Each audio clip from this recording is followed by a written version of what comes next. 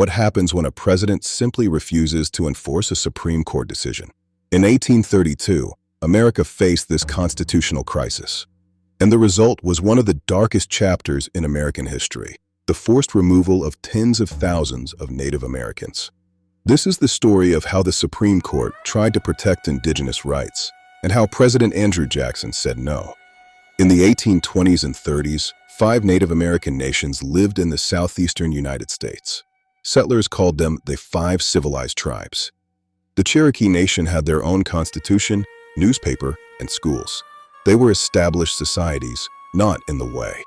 But there was a problem. Their land was valuable, and white settlers wanted it. Tu di shrio jajridug, or dingju jura shengyalta.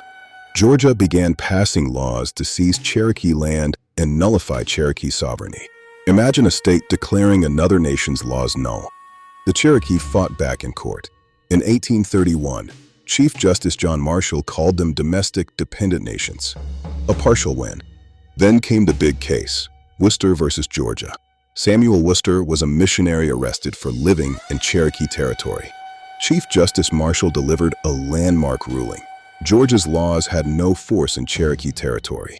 The Cherokee Nation was sovereign. Marshall wrote, "The Cherokee Nation is a distinct community in which the laws of Georgia can have no force." The Cherokee were protected. President Andrew Jackson reportedly said, "John Marshall has made his decision. Now let him enforce it." Whether he said those exact words is debated, but his actions were clear. He refused to enforce the Supreme Court's ruling. Jackson had already signed the Indian Removal Act in 1830. Now, with the court ignored, the executive branch had defied the judicial. Between 1831 and 1850, 100,000 Native Americans were forcibly removed and marched to what is now Oklahoma. The Cherokee removal in 1838 was particularly brutal. Federal troops rounded up families at gunpoint. They were forced to walk 1,000 miles. It was winter. There was insufficient food, blankets, or medicine. Around 4,000 Cherokee died from exposure and disease.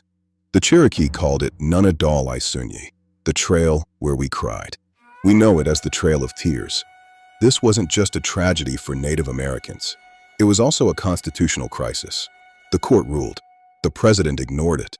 It revealed a hard truth. The Constitution only works when those in power choose to follow it. Enforcement is everything.